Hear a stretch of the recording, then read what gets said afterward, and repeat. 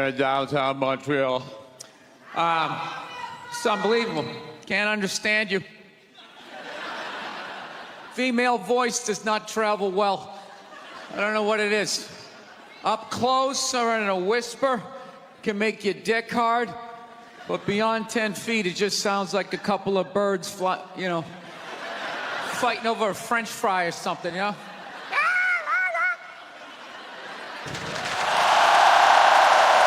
There you go. That's how we start.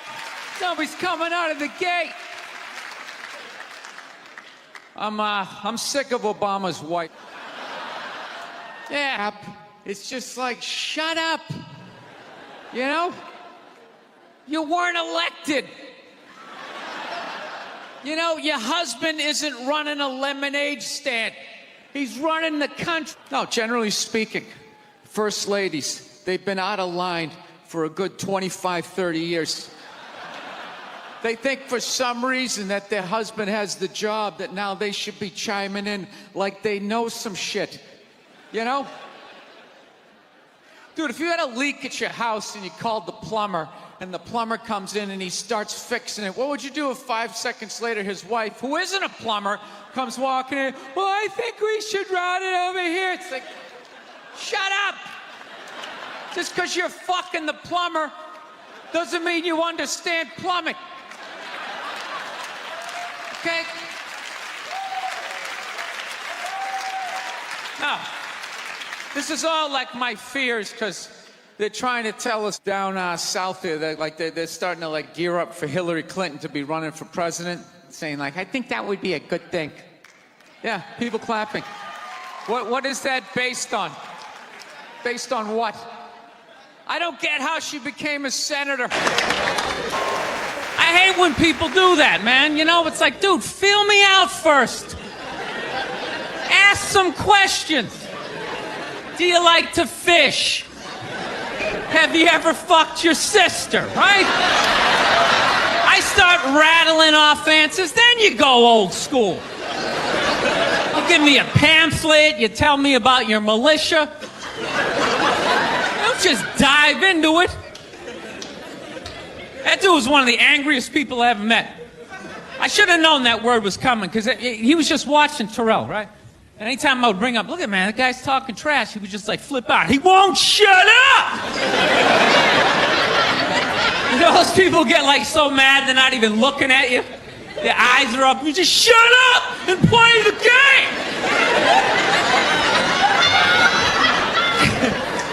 You know what's funny? I don't even like Terrell, but now I love the guy.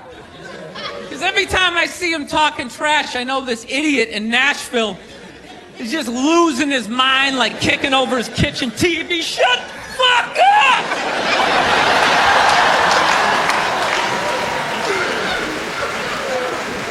I like violence, man. I am. Not like when it happens to me or if I see it live. I like watching it on TV, you know? Watching people, get attacked by animals. Just get blasted in the face or something, you know? I'm a huge sports fan. You know my favorite moment of the last year was in sports? That Detroit Piston, Indiana Pacer bench clearing brawl. Wasn't that great? That was one of the greatest things I've ever seen. I was so confused when I watched ESPN that day. They were like, that was absolutely disgraceful. Basketball fans, it just must be a... I'm sitting there looking I'm a basketball fan. I loved it. I thoroughly enjoyed watching out-of-shape civilians get the shit kicked out of them by professional athletes. It was fascinating. And I think as sports fans, we kind of had it coming, right? Because how many times you gone to a game, right? You got a little too drunk, you started screaming at some dude on the field who could clearly kick the shit out of you, right? If you saw him in the parking lot, you'd be like, hey, can you sign my stamp collection? I think you're awesome. You get in the game, you're all drunk, you're like, you suck, buddy! You're a piece of shit! And they're always calling him up, come on up here! No, come on up here! Well, they came up there. They did, and they kicked the shit out of everybody. It was great. It was like a cartoon. You're beating up whole rows of people at once, I loved every second. I love how Ron Artest punched the wrong guy. Wasn't that great? He taught that dude a valuable lesson in life. When shit goes down, you don't just stand there like you're watching a movie like, wow, it's coming right at me. Must be in 3D or something. That was a 5'6", 110-pound white dude had an angry 6'10" black dude running right at him. That had to have been in his top 3 nightmares all time. Right behind getting his dick cut off and being lit on fire. And he just stood there. He's like trying to explain himself. Well, I still have the liquid in my cup, so there's no way I could have. He's an idiot. All right, thank you. Thank you very much. How are you? Please be seated. Good evening. Thank you. Welcome. Welcome to this lovely theater. That's shocking to you? She went from never holding political office to immediately being a senator. Why? Because she was fucking the president? Should Tom Brady's wife be the next quarterback of the Rams?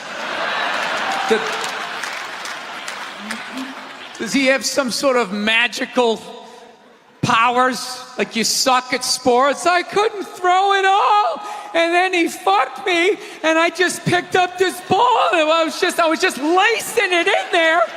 It was incredible.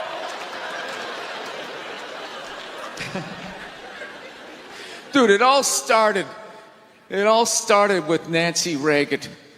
That's where it first went off the rails, you know? She came out with her little bird body, you know, just her big head. Just came walking out, say no to drugs, and people off your heroin, say no to that. She just walked back. Hillary had her stupid health care plan. Obama's wife's running a yap on 60 Minutes, you know? I got to give it up to the Bushes. They had their women in line. They did. Barbara never said shit. She smiled every once in a while. She threw something in there. George W.'s wife, I don't even know her name. Stu was in office for 8 years. I don't even know her fucking name. What's it, like Beth or Paige or something like that? He had her on lockdown. Going out there tonight, I'm giving a speech. And when I say something and they laugh, you're going to nod. You're going to smile, and you're going to nod that head.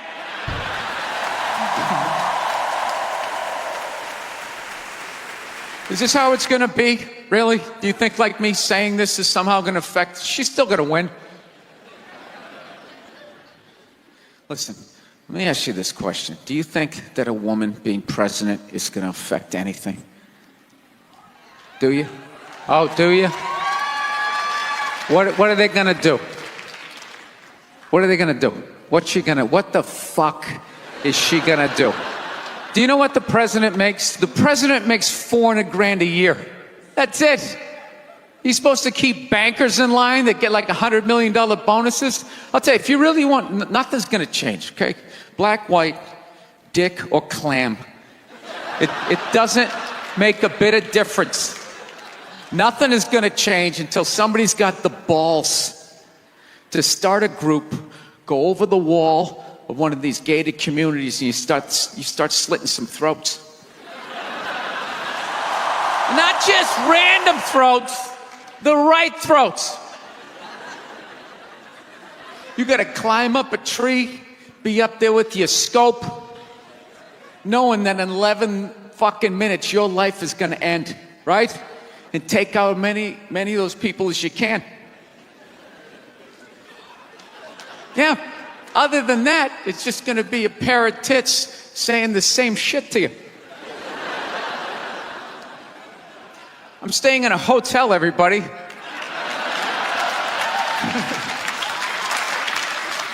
I like staying in hotels.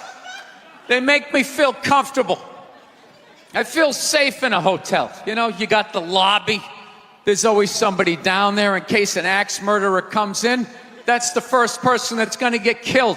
You can hear their screaming when you're up in your room. Gives you a chance to plan. Barricade the door, you know, turn on the shower, hide in between the mattresses, right? Little misdirection. Back in the day, I used to stay in motels. I hated staying in motels. Could never feel safe. You were lying in a bed 2 feet from a door that just opened up out into a parking lot. Anybody in the world could just come walking up, kick the door open, you motherfucker, just drag you out of the bed. And you're just lying in that bed, so not ready to have a fight to the death. Sitting there half naked, like nodding off. Meanwhile, there's some guy on the other side of the door with a chainsaw, like. You're lying there like, it's kind of early to be trimming the hedges. But when that dude comes through that door, you lie to yourself as a man that if something like that happened, dude, I'd just jump up, grab a lamp, let's fucking do this. You know what the reality is? Most people, the best you could do is maybe make a weird noise. Just be like, and that would be it. That would be it. That dude just come in. The last thing you'd see is just ceiling carpet, ceiling carpet, ceiling carpet, ceiling carpet, ceiling carpet. Looking upside down back at your own body, right? I will say this. What I do enjoy about this theater is nobody has told me it's haunted. Anytime you go into a theater, they always give you the history. It was built 1948. It was a tribute to Rocket Richard. Everybody chipped in, blah, blah, blah, blah, blah, blah. And we have a ghost. His name is Michael. I immediately lose all respect for anybody over the age of 8 that still believes in ghosts. It's like, really? You still believe in specters and goblins? This is the end game of being a ghost. I don't get it. You can go anywhere you want to go in the world. You're just going to stay in a basement for the rest of your life? Just waiting for once every 6 months somebody comes down to check the boiler and you get to be like, why